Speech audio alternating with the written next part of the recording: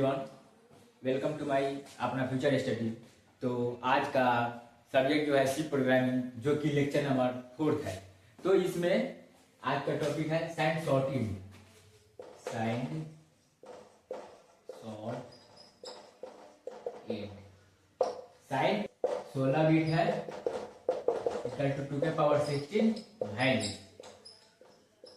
इसका 2 के power 16 values equal to कितना होगा, ये होगा 65536, ठीक, जो कि n-1 फॉर्मूला पे रहता है। तो इसका स्टार्ट 0 से लेकर 65535 तक होगा, ठीक। साइंड सॉर्टेड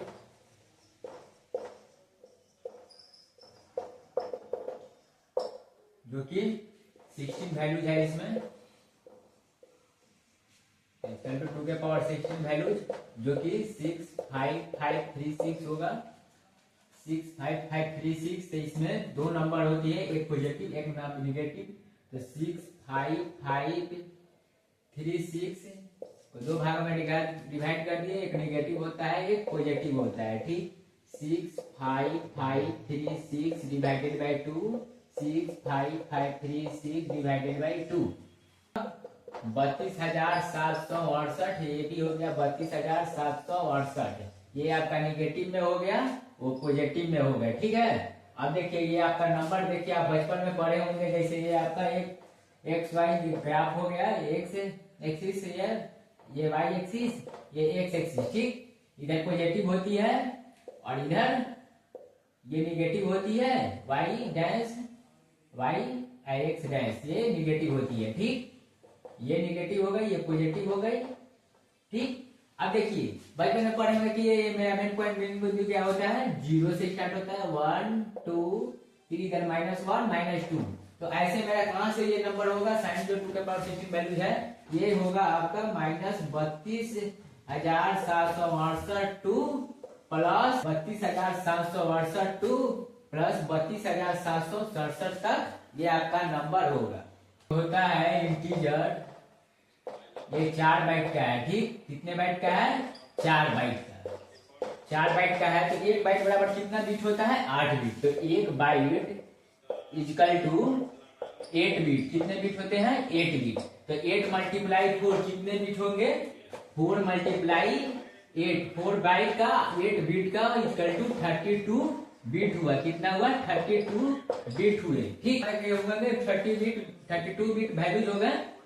अब देखिए ये कहां से कहां, 0 से स्टार्ट होता है नंबर, तो 0 टू 2 के पावर 32 -1, ऐसे हम लिख सकते हैं। -1 कम कर देंगे तो ये आपका अनसाइंड हो गया। ये अनसाइंड का है, क्या है, अनसाइंड का है, अनसाइंड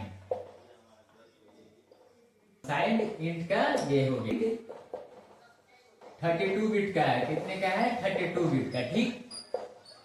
अब देखिए भाई साहब, ये 2 के पावर 32 वैल्यूज हो गए, ठीक। क्या हो गए, वैल्यूज हो गए, ठीक। अब ये एक कम हो जाएंगे, 2 के पावर 31, ये निगेटिव में हो गए, ये पॉजिटिव भाई साहब हो गए 2 के पावर 31, ठीक। अब इसका मेन जो चलेगा ये ग्राफ वाला, ये किस साइड जाएगा, ये -1, -2, डॉट डॉट डॉट -2 के पावर 31 तक जाएंगे। कहां तक जाएंगे, -2 के पावर 31 तक। और ये कि इधर जाएंगे प्लस की तरफ, 0, 1, 2, डॉट डॉट डॉट 2 के पावर 31 तक। तो इसका फॉर्मूला क्या बनेगा, इसका फॉर्मूला बनेगा, कहां तक जाएगा, रेंज इक्वल टू -2 के पावर n-1, 2 के पावर n-1, ये आपका रेंज का फॉर्मूला हो गया इसका। Hutch include stereo dot H, Hutch include stereo dot H, int में या वॉइड में प्रिंटफ करा रहे हैं हम, क्या करा रहे हैं, 10 + 10, ठीक।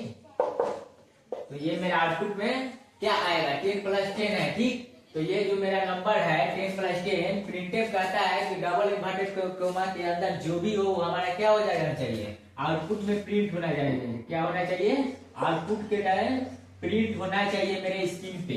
तो 10 + 10 है तो कितना होगा, ये 10 + 10 सेम प्रिंट हो जाएगा। ये नहीं कि वो 10 + 10 है तो 20 प्रिंट होगा, नहीं, ये डबल इन्वर्टेड कोमा के अंदर जो भी रहेगा वो सेम टू सेम 10 + 10 प्रिंट हो जाएगा आउटपुट में मेरे स्क्रीन पे। एक प्रोग्राम है आपका include studio.h int में, ठीक, int में देखिए int a = 20 printf %d, a, ठीक। अब देखिए इस प्रोग्राम में एक इंटीजर टाइप का ए वेरिएबल बनाया है, जो कि ए वेरिएबल में 20 स्टोर किया गया है, ठीक है। आपका मेमोरी में एक वेरिएबल बनेगा जो कि ए नाम से उसका उसमें 20 वैल्यू स्टोर किया गया है, ठीक। अब आउटपुट में आपको प्रिंटेड, आउटपुट में %g, इसका %g का मतलब क्या होता है, फॉर्मेट स्पेसिफायर। क्या होता है, फॉर्मेट स्पेसिफायर। आप देखिए ये %g इंटीजर टाइप के लिए ही %g लगती है, ठीक है। आप ए प्रिंट कराना है, ए में कितना वैल्यू स्टोर किया गया है 20, तो आउटपुट में आपका क्या आएगा 20। ये जो आउटपुट स्क्रीन पे दिखाएगा वो आपका 20 दिखाएगा। अब देखिए आप पढ़े होंगे %g इंटीजर के लिए होता है, ठीक। %g देखिए इंटीजर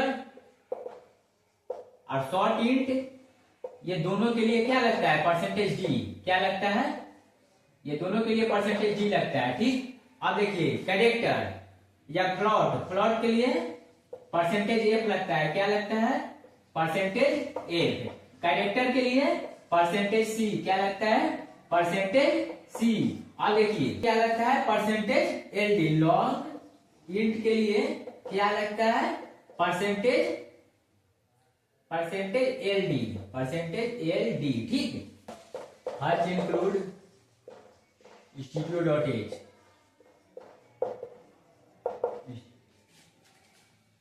studio.h void main, ठीक। इसमें int a = 10 वैल्यू स्टोर किया गया है, इंटीजर टाइप का डाटा टाइप है, जिसमें a वेरिएबल नाम से 10 आपका मेमोरी में स्टोर हो गया, ठीक। अब देखिए अब यहाँ पे प्रिंटफ कर रहा है आउटपुट के लिए, printf the value of double inverted comma के अंदर लिखा हुआ है the value of a is %d comma बंद और उसके बाद a लिख दिया, ठीक। अब देखिए आपका आउटपुट में क्या आएगा, जो भी हमारे डबल इन्वर्टेड कोमा के अंदर आता है वो सेम उतर जाता है। द वैल्यू ऑफ a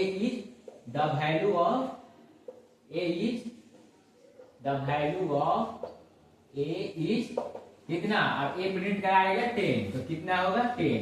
आपका जो आउटपुट में आएगा स्क्रीन पे वो क्या दिखेगा आउटपुट में, आपका आउटपुट में आएगा the value of a is 10। नाम है आपका जो कि include studio.h, क्या है include studio.h।